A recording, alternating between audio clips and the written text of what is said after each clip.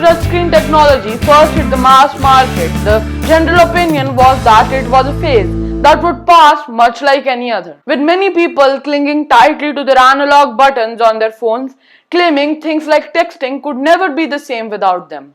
But fast forward today, and it's practically impossible to find those previous skeptics who don't have their faces currently buried into their new touchscreen device, tapping and swiping away. But how did it all get started?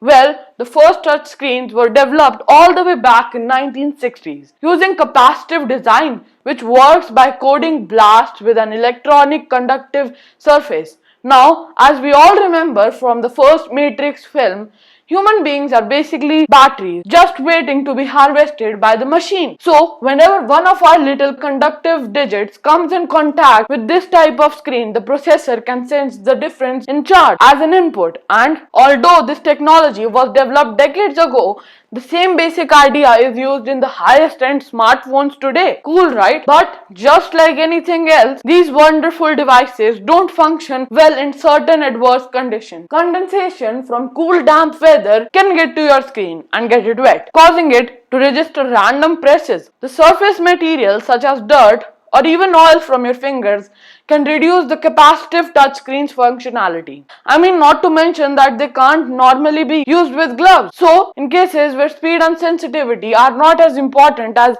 reliability and functionality, resistive screens can be a better option. You'll often see these on cash registers, ATMs, and other places where durability really counts. So, these operate by having two thin sheets set apart by a small gap which has a current applied to it while the other connected to a voltage sensor.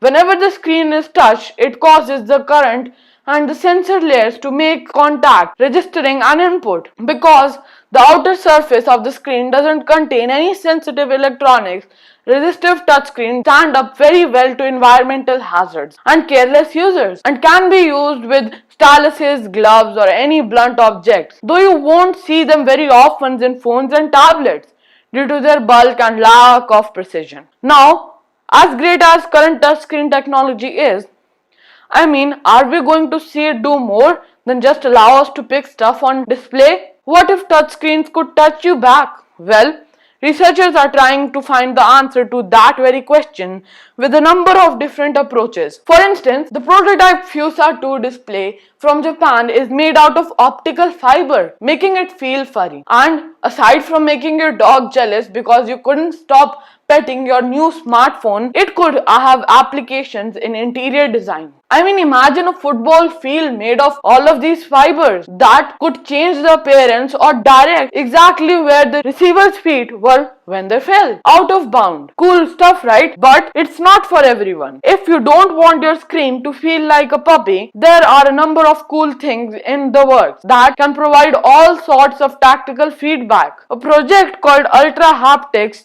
out of England is launching a system that enables both touch inputs and feedback in mid-air using ultrasonic pulses, and Disney's research is working on similar system that uses precisely directed blown air for virtual reality experiences, gaming. And speaking of Disney research, they're also developing a Tesla touch system which uses minute changes in voltage on the touchscreen itself actually make the screen mimic different gestures. Imagine a picture of sandpaper feeling rough when you rub your fingers across it, or a large file feeling heavier than a small one when you drag it across to a different folder. Who knows? Maybe one day you will be able to feel your tech videos. Though I'm not sure if anyone is going to like that idea very much. But what's a good idea? It's to hit the like button and also not forgetting to subscribe.